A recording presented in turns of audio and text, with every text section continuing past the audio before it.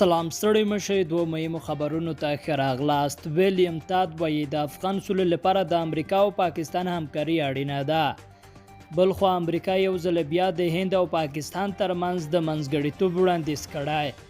د پاکستان لپاره د امریکا تازه ټاکل شوی سفیر د امریکا د مشرانو جرګې د بهرنیو اړیکو کمیټې ته ویلي چې د امریکا او پاکستان ترمنځ همکاري په افغانستان کې د سولې او ثبات لپاره اړینه ده. ویلیام تاد ویلي په افغانستان کې سوله د دواړو هیوادونو په ګټه ده او دغې موخې ته د رسیدو لپاره د امریکا او پاکستان همکاري ګټوره او اړینه ده. نوموړي ویلي ټول هیوادونه په افغانستان کې د تلپاتې سولې لپاره ګټې پیژني. د په خپلو خبرو کې ویلي اسلام آباد د داسې شرایطو په رامنځته کولو کې کلیدي رول لوبولی چې د افغان حکومت او طالب مشرانو د سولې خبرو اترو تاریخي پیل ته یې لار هواره کړې ده.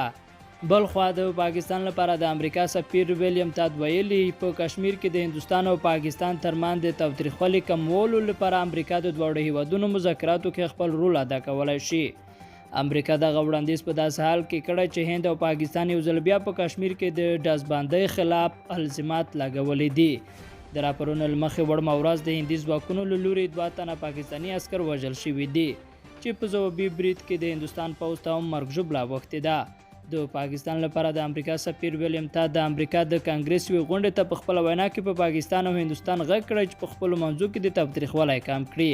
له دې مخکې د امریکا ولسمشر ډونالډ ټرمپ هم د هند او پاکستان ترمنځ د منځګړیتوب وړاندیز کړی و، خو هند وایي په دوه اړخیزو مسایلو کې د دریم ګړي مداخله نه غواړي.